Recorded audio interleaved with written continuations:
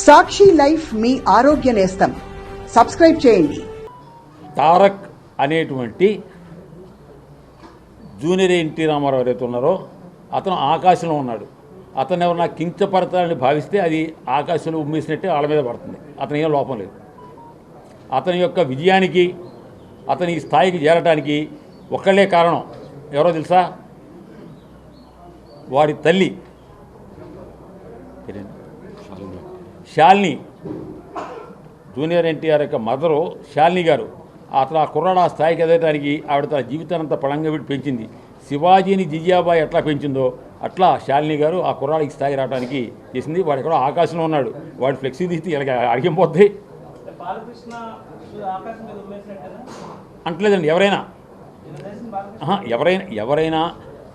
తారక్ని ఎవరైనా తిట్టినా విమర్శించినా వాళ్ళకే నష్టం తప్ప తారక్కేం నష్టం లేదు. ఇంక పెరుగుతాడు పైకి.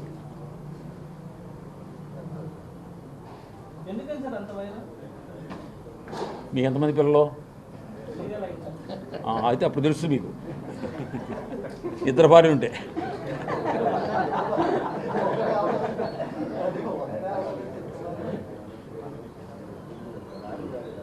తారక్ మొట్టమొదటి డ్యాన్స్ ప్రోగ్రాం మన అసెంబ్లీ హాల్లో అప్పుడు ఒరిస్సా గవర్నర్ సత్యనారాయణ రెడ్డి గారు చీఫ్ గెస్ట్గా వచ్చారు. గోల్డ్ స్పాట్ మూర్తి మేమంతా కలిసి ఒక కార్యక్రమం చేస్తే దానికి వచ్చి ఫస్ట్ టైం డ్యాన్స్ చేశాడు. ఇక్కడ ఈ రిహార్సల్స్ కింద మనం హిందీ డిపార్ట్మెంట్ కింద రూమ్లో రిహార్సల్ ప్రాక్టీస్ చేసుకున్నాడు. చాలా మంచివాడు.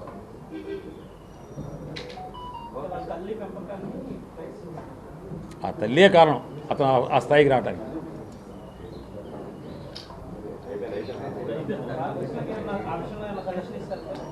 వారు పెద్దవారు, వారి రోజులు మనకెందుకండి?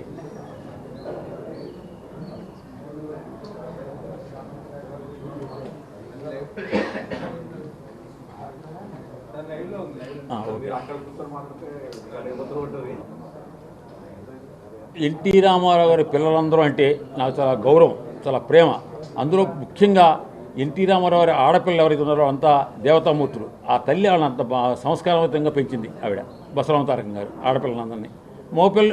మీరు ఒక విషయం గుర్తుపెట్టుకోండి, రామారావు గారి సంతానంలో ఎవరైనా కానీ రామారావు ముఖ్యమంత్రి ఉన్నప్పుడు ఒక్కరు సెక్రటరీకి వెళ్ళారా? ఏదైనా ట్రాన్స్ఫర్ చేస్తాం ఈ పైన ఇప్పుడు మాట్లాడారా? ఎప్పుడు వాడు రాలేదు, ఆయన రానివ్వలేదు. రెండు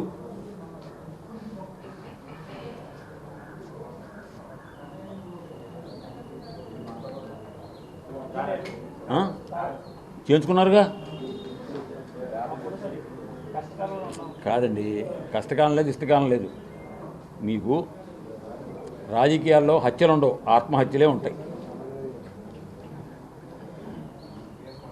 జగన్మోహన్ రెడ్డి గారి విజయానికి కర్త కర్మ క్రియ ఆయనే. ఆయన రేపు తెలుసు మీకేం జరుగుతుందో, దానికి కూడా ఆయనే కర్త కర్మ క్రియ. మీ అందరికీ తెలుసు కదా, ఏం జరిగినా ఆయనే కర్త కర్మ క్రియ. నాకంటే మీకు బాగా తెలుసు కదా.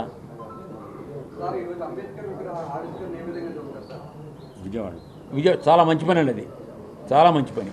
ఎందుకంటే ఒక ఐకాన్ మన రాజ్యాంగానికి. నాకు తెలిసిన ఒక సంఘటన చెప్తాను మీకు. కేఆర్ నారాయణ గారు మనకి రాష్ట్రపతి చేశాడు. ఆయన ఆ చదువు అయిపోయిన తర్వాత ఢిల్లీ బయలుదేరాడు. ఆయన ఢిల్లీ బయలుదేరితే అక్కడ రాజావారు ఎవరైతే ఆయనకి కేరళలో ఆర్థిక సహాయం చేశారో ఆయన లెటర్ ఇచ్చారు అంబేద్కర్ గారికి.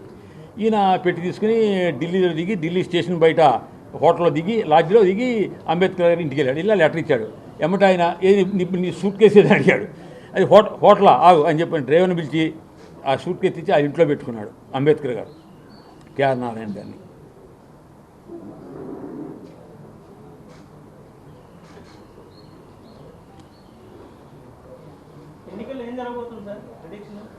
ప్రజలు ఏం కోరుకుంటే జరుగుతున్నా.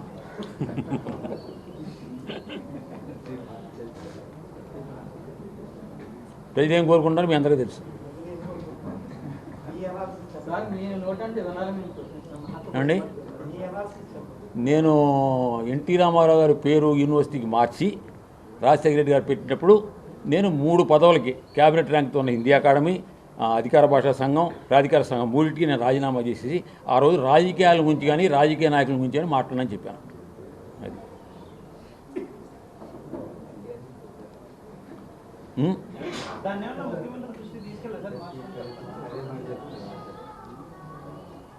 తీసుకెళ్ళడం ఎందుకుంటాను. అయితే వ్యక్తిగతంగా నా వరకు ఆయన భార్య కానీ భారతి గారు కానీ ముఖ్యమంత్రి గారు కానీ నన్ను ఎంతో గౌరవించారు. ఆ ముఖ్యమంత్రి కాగానే ఇంటికి పిలిచి నన్ను జస్ట్ చలమేశ్వరాన్ని జస్ట్ రఘురామని ఇంటికి పిలిచి భోజనం పెట్టి బట్టలు ఇప్పి పంపించారు. తర్వాత నేను బాబు ఈ భాషకు సంబంధించి ఈ పనిది అంటే ఎప్పుడు అన్నయ్యం చెప్తే చేయండి అన్నాడు తప్ప అంత గౌరవంగా నన్ను చూశాడు ఆయన. అంతవరకు ఉన్న వ్యక్తిగతంగా అంటే చాలా గౌరవం. అయితే నాకు ఒక పాయింట్ ఏంటంటేనండి, ఒక పిచ్చి కేసులు పెట్టి జైల్లో పెట్టారు 16 నెలలు, బెయిల్ రాకుండా చేశారు. అయినా జైల్లో ఉండి పార్టీ నడిపాడు, పేపర్ నడిపాడు, ఛానల్ నడిపాడు, వ్యాపారాలు నడిపాడు. 16 నెలల తర్వాత జైల్లోంచి బయటకు వచ్చి ఆ చిన్న వయసులో 3850 కిలోమీటర్లు పాదయాత్ర చేశాడు. చేసి 151 మంది ఎమ్మెల్యేలని 20 మంది ఎంపీలని గెలిపించాడు సింగిల్ హ్యాండెడ్గా. పైగా ఎన్టీ రామారావు వచ్చినప్పుడు అన్నా రా రా రా రా అన్నా అని స్వాగతించారు. పాపం ఈ జగన్మోహన్ రెడ్డి గారు వెళ్తే దొంగ నిలబడ్డారు. పిచ్చి రాతలు రాసి 1,00,000 కోట్లు పోతుంది, 1,00,000 కోట్లే 1,500 కోట్లు. ఆయనే చెప్పాడు, జడ్జి లక్ష్మణ్ గారు చెప్పాడు అది 1,100 కోట్లు వ్యవహారం కేసు అని. కాబట్టి అప్పుడు అతను హీరో చేశాడు, సింగిల్ హ్యాండ్ వచ్చాడు. మళ్ళీ ఆయన ఏమేమి పనులు చేస్తున్నాడో వాటి ఫలితం ఆయన అనిపిస్తాడు. అయితే ఒక మాట ఈరోజు కూడా నాకు ఆయనంటే గౌరవం ఎందుకంటే, నాకు ఎవరో అవసరం లేదు, మీరు ప్రజలు దేవుడు అని ఏమన్నా ఇంకొక మాట అనండి. నాకు తెలిసినంత వరకు భారత రాజకీయాల్లో నేను మంచి చేశాను అనుకుంటే గెలిపించండి, నేను మంచి చేశాను అనుకుంటే ఓటేయండి, లేకపోతే యుద్ధం అన్నాడు. ఇంత గొప్ప మాట ఈరోజు వరకు ఏ రాజకీయ నాయకుడు మాట్లాడారు భారతదేశంలో. సాహసం కదండి అది. ఇది hero. But junior NT Ramarao ఎవరైతే ఉన్నారో అతను ఆకాశంలో ఉన్నాడు. అతను ఎవరన్నా కించపరచాలని భావిస్తే అది ఆకాశంలో ఉమ్మేసినట్టే వాళ్ళ మీద పడుతుంది. అతను ఏం లోపం లేదు. అతని యొక్క విజయానికి, అతని ఈ స్థాయికి చేరటానికి ఒక్కళ్ళే కారణం. ఎవరో తెలుసా? వాడి తల్లి శాలిని. జూనియర్ ఎన్టీఆర్ యొక్క మదరు శాలిని గారు. అతను ఆ కుర్రాడు ఆ స్థాయికి ఎదగడానికి ఆవిడ తన జీవితానంతా పళంగా పెట్టి పెంచింది.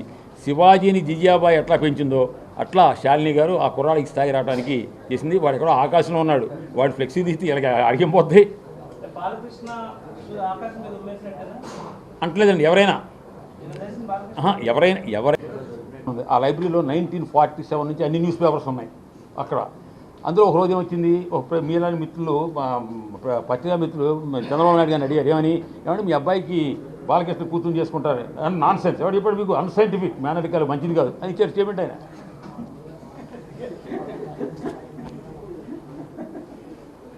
ఆకర్షించు, వాడుకో, వదిలి.